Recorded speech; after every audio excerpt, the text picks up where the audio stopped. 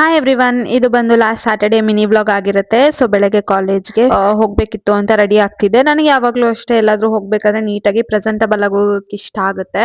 ಸುಮ್ನೆ ಏನೋ ಕಾಟಾಚಾರಕ್ಕೆ ಎದ್ದು ರೆಡಿ ಆಗಿ ಹೋಗೋದು ನನ್ಗೆ ಇಷ್ಟ ಆಗಲ್ಲ. ಜನರಲಿ ನಾನು ಮನೇಲಿ ಇದ್ದಾಗ್ಲೂ ಅಷ್ಟೇ ತುಂಬಾ ಪ್ರೆಸೆಂಟಬಲ್ ಆಗಿರ್ತೀನಿ ಯಾವಾಗ್ಲೂನು. ಸೊ ರೆಡಿ ಆಗಿ ಕಾಲೇಜ್ ಕಡೆಗೆ ಹೊರಟೆ ಅಂಡ್ ಆನ್ ದ ವೇ ಹಂಗೆ ಬ್ರೇಕ್ಫಾಸ್ಟ್ ಮಾಡ್ಕೊಂಡು ಹೋಗೋಣ ಅಂತ ಅನ್ಬಿಟ್ಟು ಹೋಟೆಲ್ ಕಡೆಗೆ ಹೋದ್ವಿ. ಅಂಡ್ ಮನೇಲಿ ನನ್ನ ಹಸ್ಬೆಂಡ್ ಇರ್ಲಿಲ್ಲ. ಸೊ ಸರಿ ಇನ್ನೊಬ್ಳಿಗೆ ಇನ್ನೇನು ಬ್ರೇಕ್ಫಾಸ್ಟ್ ಮಾಡ್ಕೊಳ್ಳೋದು ಅಂತ ಅನ್ಬಿಟ್ಟು ಸೊ ನಮ್ಮ ಬ್ರೇಕ್ಫಾಸ್ಟ್ ನ ಮುಗಿಸ್ಕೊಂಡು ಕಾಲೇಜ್ ಕಡೆಗೆ ಹೊರಟ್ವಿ.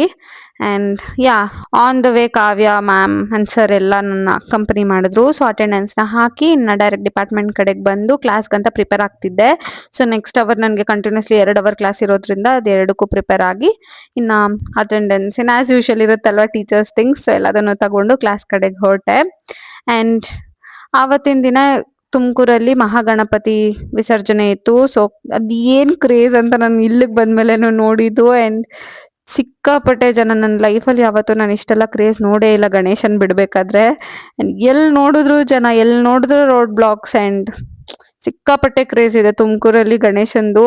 ಅಂಡ್ ಆಬ್ವಿಯಸ್ಲಿ ಡಿಸ್ಟ್ರಿಕ್ಟ್ ಅಲ್ವಾ, ಸೊ ಎಲ್ಲರೂ ಅಲ್ಲೇ ಇದ್ರು. ಸೊ ನನ್ನ ಲೈಫಲ್ಲಿ ಜನರಲಿ ಹೆಂಗೆ ಅಂದ್ರೆ ಗಣೇಶ ಅಂದ್ರೆ ಜಸ್ಟ್ ಹೋಗಿ ಪೂಜೆ ಮಾಡಿಸಿ ನಮಸ್ಕಾರ ಮಾಡ್ಕೊಂಡು ಬರೋದಷ್ಟೇ. ಬಟ್ ಈ ತರದೆಲ್ಲ ಯಾವತ್ತೂ ನೋಡೇ ಇಲ್ಲ, ಫಸ್ಟ್ ಟೈಮ್ ಅಂತ ಅನ್ಸುತ್ತೆ. ಅಂಡ್ 2 ಗಣೇಶ ವಿಸರ್ಜನೆ ಇತ್ತು. ಅಂಡ್ ಗಣೇಶ ಅಂತೂ ನೋಡಕ್ ತುಂಬಾನೇ ಬ್ಯೂಟಿಫುಲ್ ಆಗಿ ತುಂಬಾನೇ ಚೆನ್ನಾಗಿತ್ತು. ಸೊ ಮೇ ಬಿ ಇದು ನನ್ನ ಲಾಸ್ಟ್ ಗಣೇಶ ಹಬ್ಬ ಅನ್ಕೊಳ್ತೀನಿ ತುಮಕೂರಲ್ಲಿ. ಸೊ ಇದಾಗಿತ್ತು ನನ್ನ ಶನಿವಾರದ mini vlog. Thank you so much for watching.